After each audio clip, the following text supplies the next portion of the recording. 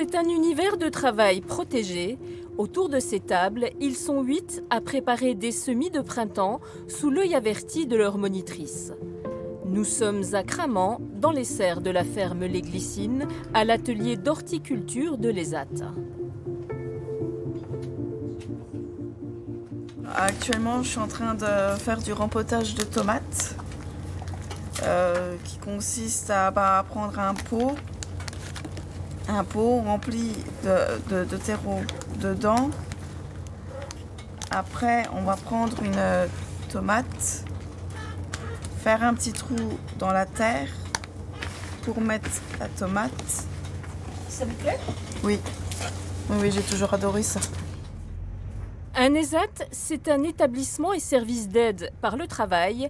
Autrefois, on appelait ça un CAT. Marie-Hélène est la plus ancienne des personnes en situation de handicap qui sont employées ici.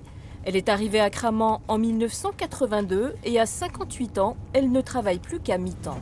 Qu'est-ce que vous êtes en train de faire? On prend la terre, on met une roue. On fait un trou. Le Benjamin de l'équipe, c'est Thibaut. Il n'est pas encore embauché à l'ESAT, mais en stage de découverte. En stage, en fait, ce qu'on fait, c'est que la première semaine, on tombe sur tous les ateliers qu'il y a ici. Ensuite, on va nous poser des questions pour savoir ce qu'on préfère le plus. Et puis moi, j'ai choisi l'horticulture parce que j'adore la nature. Et la nature, ça n'est pas ce qui manque à Cramant. 65 personnes travaillent dans cet ESAT à vocation agricole qui s'est installé il y a plus de 40 ans dans l'immense parc du Château Ponsard. À quelques kilomètres de là, dans la zone industrielle d'Arbois, c'est un tout autre décor que l'on trouve à l'ESAT Les Vignes. L'établissement est spécialisé dans la sous-traitance industrielle. 70 personnes en situation de handicap y travaillent au quotidien. Dans cet atelier de conditionnement, on met des forêts dans des pochettes. Là, c'est pointe en haut. Donc on prend la pochette, on enfile bien comme ça. Et une fois qu'on les a tous mis, on met par paquet mais sur le côté. C'est compliqué?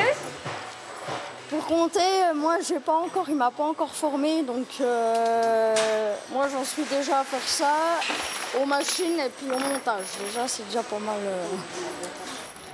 Sonia est arrivée à l'atelier en 2022, après 15 années à l'ESAT de Cramant.